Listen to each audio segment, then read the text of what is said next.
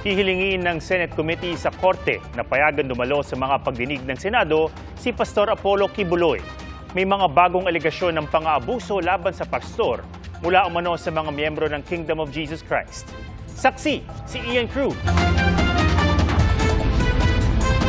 Mga panibagong akusasyon ng sexual abuse laban kay Pastor Apollo Kibuloy ang isinumbong umano sa mga pulis habang nagkakasa sila noon ng operasyon sa Kingdom of Jesus Christ compound sa Davao City. Ang mga biktima, miyembro umano ng piling grupo ng mga babaeng tinawag na pastoral o yung nasa inner circle ni Kibuloy. 12 taong gulang umano ang pinakabata sa kanila. Mismong mga magulang umano ng mga biktima ang lumapit sa mga pulis. Ayon kay PNP Chief Romel Francisco Marbil, ibinunyag umano ng mga biktima ang mga nakakakilabot nilang karanasan na nagpapakita umano ng alarming pattern ng pang-aabuso. Masinsina umano nilang sinusuri ang mga ebidensya para mapalakas ang kaso laban kay Kibuloy. They were also victimized by Pastor Kibuloy allegedly. Inabuso din daw allegedly. Ang abogado ni Kibuloy na si Attorney Israelito Torion hindi pa raw makakapagkomento tungkol dito dahil hindi pa nakapagbibigay ng malinaw na detalye ang PNP. Nagkaroon na ng mga pagdinig sa Senado tungkol sa mga naunang alegasyon ng sexual abuse laban sa ilang miyembro ng KOJC. Hindi dumalo si Kibuloy kaya na-contempt siya nitong Marso. Naipon na ngayon ang mga tanong sa kanya.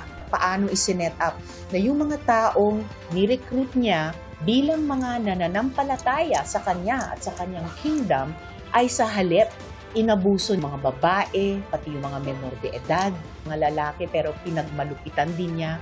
Yung mga pinilit niyang maglimos para pala sustentuhan lang yung kanyang marangyang pamumuhay. Yung mga effectively human trafficking niya sa iba't ibang bahagi ng Pilipinas at pati sa ibang mga bansa. Pinaplansya na raw ang pagharap ni Kibuloy sa Senado. Inaalam na lang ang susunod na pagdinig ng Committee on Women, Children, Family Relations, and Gender Equality. Susulat na ako sa nauukol na korte para masigurong andito rin siya bilang pagsunod din sa standing warrant ng Senado para sa kanya. Sinikap ng GMA Integrated News na makuha ang panig ni Kibuloy tungkol dito sa pamamagitan ng kanyang abogado, pero hindi nila sinagot ang aming text at tawag. Si Senador Bato de la Rosa naman gusto ring malaman ang detalye ng pagsuko ni Kibuloy itong linggo ng gabi. Hindi pa ako masyadong nalilinawan sa exact details of his surrender. Nandun ka lang sa loob, nagtatago. Gante, nasa loob ka lang. Eh, kung mag-surrender ka, paano na-involve ang isap? Na wala mang isap doon sa loob. Diba? Alam ka naman, papasok pang isap doon sa compound ng QGC para mag-surrender ka. Papaya kayong pulis na kontrolado nila yung area.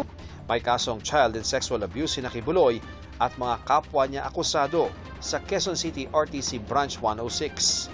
Sakaling manaig ang utos ng korte, ililipat ang pastor at si Crescente Canada sa kulungang ito sa Quezon City Jail. Sa female dorm naman ikukulong sina Jacqueline Roy, Ingrid Canada at Sylvia Semañez.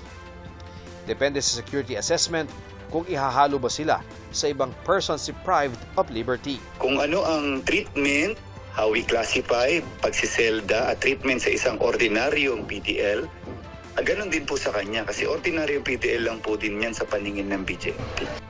Sa ngayon, nananatili muna sa PNP Custodial Center ang mga akusado dahil sa mosyon ng PNP. Ang kampo ni Kibuloy, mas gusto sanang house arrest o mailipat siya sa kustodiya ng AFP, bagay na kinontra ng Department of National Defense. Mahigpit daw ang security protocol sa mga pasilidad ng AFP, kaya hindi pwedeng gawing kulungan ng mga suspect na may kasong kriminal. Ang DOJ naman, ipinauubaya na sa korte kung pagbibigyan nito.